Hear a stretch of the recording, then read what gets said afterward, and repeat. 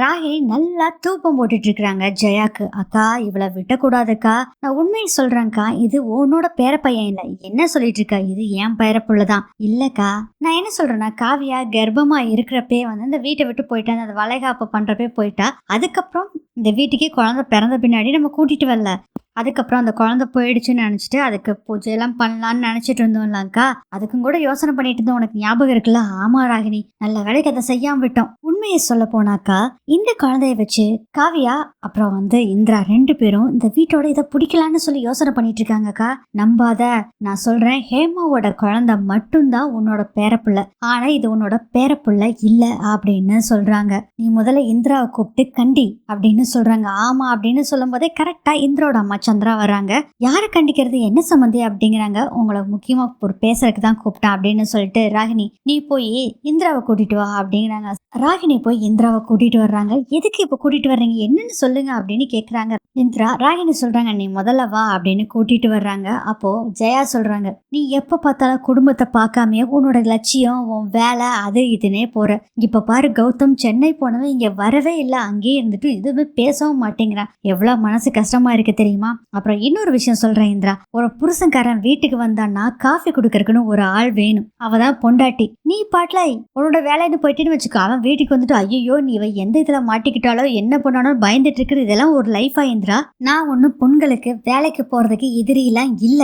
நல்லா அவளுக்கு புத்திமதி சொல்லுங்க சமந்தி. அத்த அம்மாட்ட எதுக்கு இதெல்லாம் சொல்றீங்க? பாத்தீங்களா என்ன சொல்றான்னு?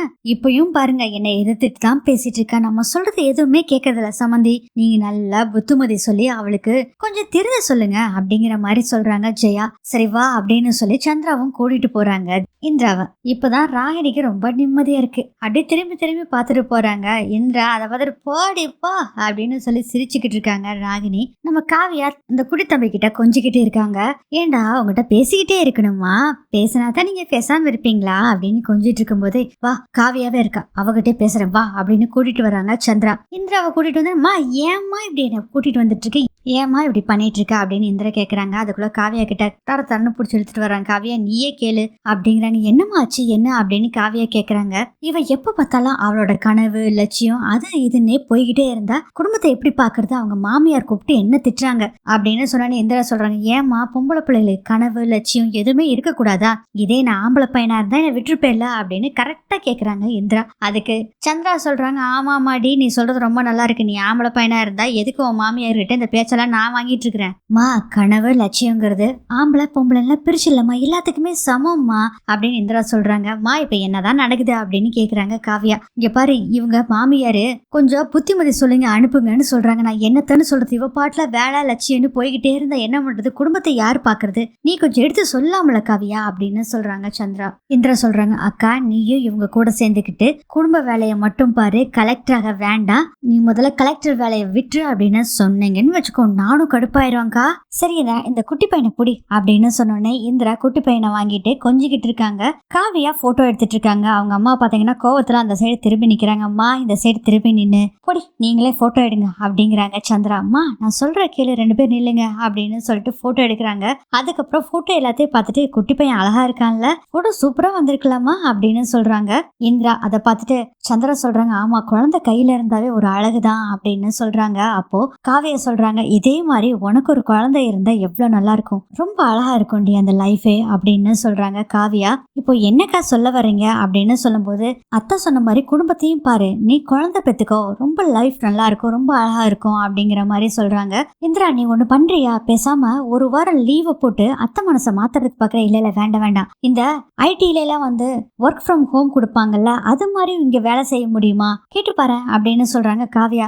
என்ன நீங்க எல்லாரும் சொல்லிக்கிட்டு இருக்கீங்க, இது என்ன சாதாரண வேலையா, இது சிவில் சர்வீஸ்மா, நீங்க நினைக்கிற மாதிரிலாம் பண்ணவே முடியாது. சந்திரன் சொல்றாங்க, இந்திரா இங்க பாரு, உங்க அத்தைக்கு இந்த குடும்பம் தான் முக்கியம், வாழ்க்கை தான் முக்கியம், நீ பாட்டுல இந்த வேலை அந்த வேலைன்னு போயினா பெரிய பிரச்சனையாயிரும். இப்ப பாரு கௌதம் தம்பியும் கூட பேசவே மாட்டேங்கிறாரு அப்படின்னு சொன்னோன்னு யோசனை பண்ண ஆரம்பிக்கிறாங்க. ஆமா நீங்க எல்லாம் சொல்றது கரெக்ட் தான், உங்களுக்காக நான் வேணா ஒரு வாரம் லீவு போட்டு அத்தை மனசை மாத்துறதுக்கு பாக்குறேன், ட்ரை பண்றேன் அப்படின்னு சொல்றாங்க இந்திரா. அதை கேட்டோடனே கட்டி பிடிச்சிக்கிறாங்க காவியா. இதுதான் ஏன் தங்க தங்கச்சிங்கிறது பாத்திலம்மா சொன்னோனே புரிஞ்சுக்கிட்டா பாரு அப்படின்னு சொல்றாங்க காவ்யா. அடுத்தது ஹேமாவை காமிக்கிறாங்க. ரொம்ப டயர்டா இருக்காங்க. அதை பார்த்து பதறி போய் என்னாச்சு ஹேமா, உனக்கு என்ன, ஏன் இப்படி இருக்க, வாமிட் வருதா, தலை சுத்துதா, இல்ல ஏதாச்சும் பண்ணுதா அப்படின்னு கேக்குறாங்க சுபா. கரெக்டா செந்திலும் வந்துடுறாரு. என்னாச்சு ஹேமா அப்படின்னு கேக்குறாங்க. ஒரே தலை சுத்தலா இருக்கு, டயர்டா இருக்கு, ஒரு மாதிரி வாமிட் வர்ற மாதிரியே இருக்கு, வாமிட் வேற எடுத்தேன் அப்படிங்கிற மாதிரி சொல்றாங்க. கரெக்டா பாத்தீங்கன்னா காவ்யா, இந்திரா, சந்திரா எல்லாருமே வந்துடுறாங்க. என்னாச்சு அப்படின்னு கேக்குறாங்க. விஷயத்த சொல்றாங்க. அப்ப சந்திரா சொல்றாங்க, எனக்கு ஒரு கசாயம் தெரியும், அதை போட்டு கொடுத்தோம்னா டயர்ட்னஸும் மாறிடும், வாமிட் சென்சேஷனும் இருக்காது, வாமிட்டும் வராது. ஆனா இந்த காலத்து பிள்ளைங்க குடிக்காது அப்படின்னு சொல்லும் போதே, அம்மா இந்திரா கண்டிப்பா குடிப்பாமா, நீங்க செஞ்சு கொடுங்க அப்படின்னு சொல்லி சுபா சொல்றாங்க. இந்திராவும் சொல்றாங்க, ஆமாமா அக்கா குடிப்பாங்க, நீங்க செஞ்சுட்டு வாங்க அப்படின்னு சொல்றாங்க. ஹேமா நீ குடிப்பியா அப்படின்னு கேக்குறாங்க. சந்திரா குடிப்போம்மா அப்படின்னு சொல்றாங்க. சந்திரா போய் அந்த கசாயம் போட்டு எடுத்துட்டு வர்றதுக்குள்ள பாத்தீங்கன்னா காவ்யா சொல்லிட்டு இருக்காங்க, நீங்க டிராவல் உடனே திரும்பி வந்தனால அப்படி ஆயிடுச்சு உங்களுக்கு, அதனாலதான் இப்படி இருக்கு போல இருக்குக்கா அப்படின்னு சொல்றாங்க. ஆமா அப்படின்னு கூட இருக்கும், நான் குட்டி பையனை பார்க்கணும்னு ஆசையில தான் நான் வந்தேன் அப்படின்னு சொல்லி ஹேமா சொல்றாங்க. அதை கேட்டோடனே ஆமா குட்டி பையனை பாக்குறதுக்கு வந்திருப்பா, அதுதான் உண்மை, அவன் பண்ற சேட் அப்படி இல்லை அப்படின்னு சொல்லிக்கிட்டு இருக்காங்க சுபா. அப்ப காவ்யா சொல்றாங்க, பெரியப்பா பெரியம்மா எல்லாம் வந்திருக்காங்க, அதெல்லாம் பத்தி கவலைப்படாமையே இவன் பாரு இந்த குட்டி பையன் தூங்கிட்டே இருக்கான் பாரு அப்படின்னு சொல்றாங்க. அதுக்கு செந்தில் சொல்றாரு, அம்மா தாயே அவன் தூங்கிட்டு விடு, ஆம்பளையோட கஷ்டம் ஆம்பளைகளுக்கு தான் தெரியும், பெருசானா அவன் பாட்டுல கஷ்டப்பட்டுட்டு இருக்கணும், அதனால விடு தூங்கட்டும் அப்படின்னு சொல்றாங்க. இங்க பாருங்க நக்கலை அப்படின்னு சொல்லி எல்லாம் சிரிச்சுக்கிட்டு இருக்கும் போதே பாத்தீங்கன்னா கரெக்டா அங்க இவங்க பேசிட்டு இருக்கிறத கவனிக்கிறாங்க ராகினி. என்னடா இது, இவங்க எல்லாம் சந்தோஷமா இருக்காங்களே, இருக்கக்கூடாது இப்படி அப்படின்னு சொல்லி யோசனை பண்றாங்க. சந்திரா அந்த கசாயத்தை எடுத்துட்டு வர்றாங்க. ஹேமா கிட்ட கொடுத்து குடி அப்படின்னு சொல்லும் போது வேக வேகமா ராகினி சட்டுன்னு அதை தள்ளி விட்டுறாங்க. அந்த கசாயத்தை கொட்டிடுறதுக்கு இல்ல, என்ன இப்படி பண்ணிருக்கீங்கன்னு சொல்லி எல்லாருமே திட்டுறாங்க.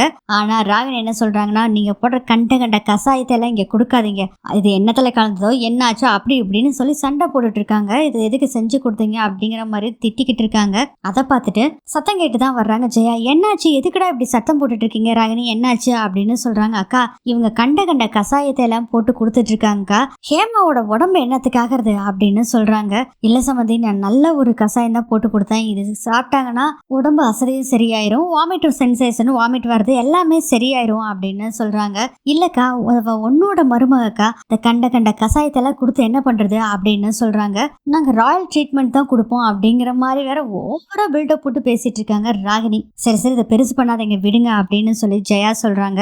அப்போ இந்திரா சொல்றாங்க, சின்னத்த இந்த மருந்து எல்லாமே ப்ரூவ் பண்ணப்பட்டது அப்படின்னு சொல்லி இங்க பாருங்க நெட்டிலே போட்டிருக்கு அப்படின்னு கொடுக்குறாங்க. ஜெயாவும் படிச்சு பாக்குறாங்க. அதை வாங்கி சரி அப்படின்ட்டு அந்த போனை கொடுத்துட்டு, சம்மந்தி இனிமேல் இது மாதிரி மருந்தெல்லாம் நீங்க கசாயம்லாம் எதுவும் கொடுக்காதீங்க, நான் டாக்டர்கிட்டே போய் ஹேமாவை செக் பண்ணிக்கிறேன் அப்படின்னு சொல்றாங்க. அப்போ சும்மா இல்லாம அந்த ராகினி சொல்றாங்க, ஆமா கரெக்ட், உங்களை மாதிரி பஞ்ச பரதேசிக்கு தான் இது மாதிரி கசாயம் மருந்தெல்லாம் கொடுத்துட்டு இருக்கோம், எங்க அக்கா ராயல் ட்ரீட்மெண்ட் தான் அவன் மருமகளுக்கு கொடுப்பா தெரியுமா அப்படின்னு சொல்லிட்டு இருக்காங்க, நாங்க டாக்டர்கிட்ட போய் பார்த்துக்குவோம் அப்படிங்கிற மாதிரி பேசுறாங்க ராகினி. சின்னத்த மருந்தும் இது மாதிரி மூலிகையில இருந்து தான் செய்யப்படுது தெரியுமா அப்படின்னு சொல்றாங்க. ஆக்சுவலா கெமிக்கல்ல இருந்து தான் மருந்து எல்லாமே செய்யறாங்க, மேபி மூலிகையில இருந்து கூட பண்ணுவாங்க போல இருக்கு, ஓகே அப்படின்னு இந்திரா சொன்னோன்னே ஜெயா சொல்றாங்க, யாரும் எதுவும் பேச வேண்டாம், ஏன் மருமகளை நான் ஹாஸ்பிட்டலுக்கு கூட்டிட்டு போய்க்கிறேன், ஹேமா டாக்டர்கிட்ட கூட்டிட்டு போவரில் உன்னால தாங்கிக்க முடியும்ல, பொறுத்துக்க முடியும்லான்னு கேக்குறாங்க. பொறுத்துக்குவாத்தா அப்படின்னு ஹேமாவும் சொல்றாங்க. இதோட இந்த எபிசோட் முடியுது.